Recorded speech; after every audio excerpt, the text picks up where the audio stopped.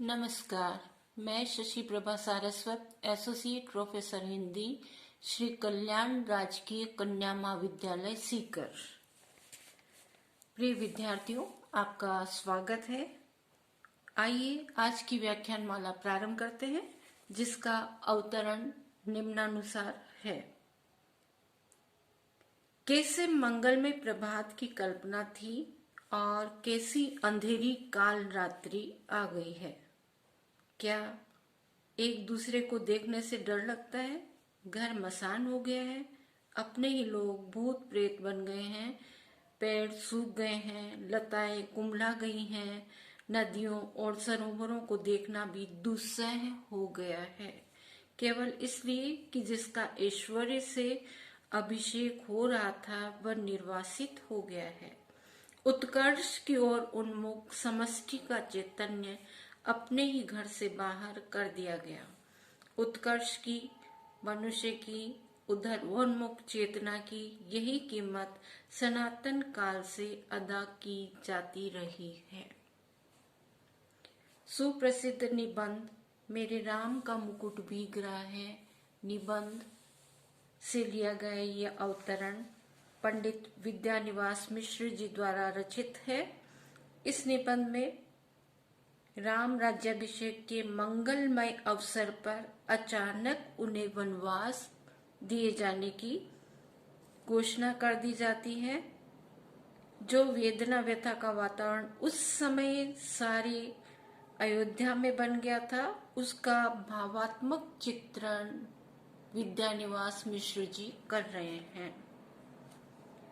मिश्र जी ने रामचरितमानस की पंक्तियों को उद्धृत करके बतलाया है कि गोस्वामी तुलसीदास ने राम वनवास घटना का वर्णन अत्यंत भावुकता से किया है।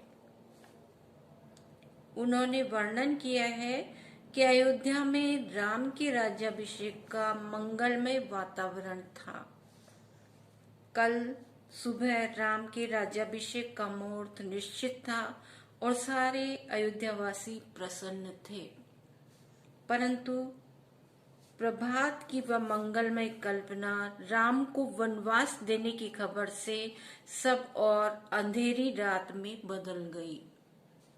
उस समय वहां पर ऐसी भयानक रात हो गई थी कि सभी को निराशा वेदना ने घेर लिया था। उस रात में एक दूसरे को पहचानने देखने में भय लग रहा था। सारे घर वीरान से हो गए थे, वे श्मशान जैसे लग रहे थे। अयोध्या के जितने भी घर हैं वे सब के सब मानो शमशान भूमि की तरह हो गए थे और अपने ही परिचित जन हैं, परिचित लोग हैं, वे शमशान के भूत प्रेत बन गए थे। वहां पर संताप की आग से सारे पेड़ सूख गए थे, लताएं मुरझा गई थी, नदियों और सरोवरों को देख पाना भी अत्यंत कठिन हो गया था, अर्थात वे भी जल विहीन हो गए थे।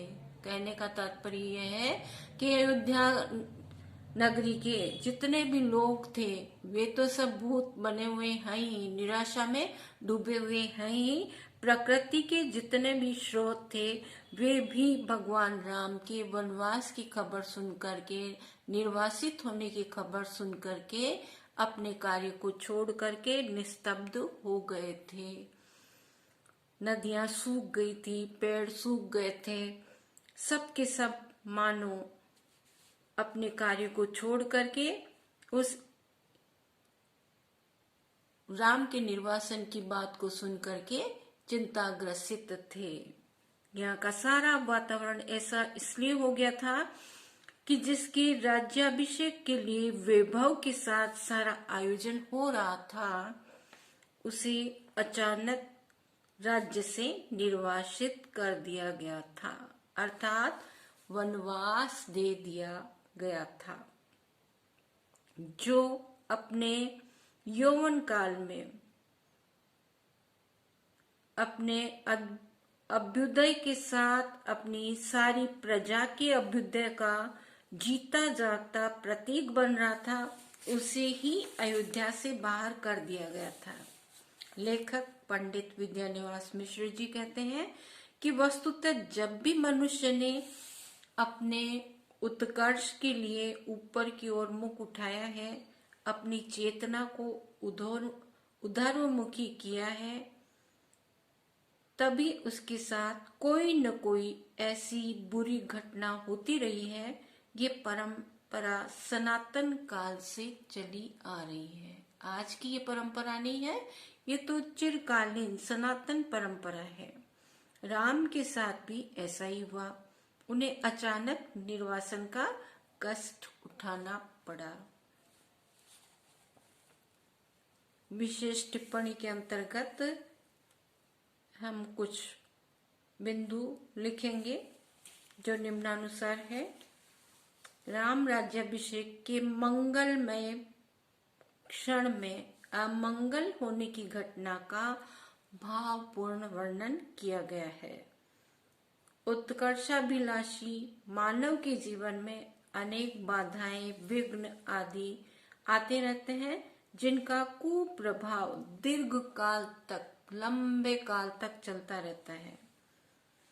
इसकी भाषा है वो अत्यंत ही परिष्कृत है, तत्संप्रधान है, भावात्मक है, विवेचनात्मक है, वाक्य योजना ललित है, शैली भावात्मक है। मानव के उत्कर्ष की मंगल कामना सभी करते हैं। लोकमानस में इसकी सुंदर अभिव्यक्ति गीतों के रूप में दिखाई देती है। पौराणिक आख्यानों के अनुसार राम, लक्ष्मण और सीता का अवतार रूप में उल्लेख आस्था का प्रतीक बनकर के आया है। इस अवतरण को, इस निबंध को ध्यानपूर्वक सुनने के लिए आप सभी को बहुत बहुत धन्यवाद। अगले वीडियो में पुनः हम मिलेंगे और अगली व्याख्या करेंगे।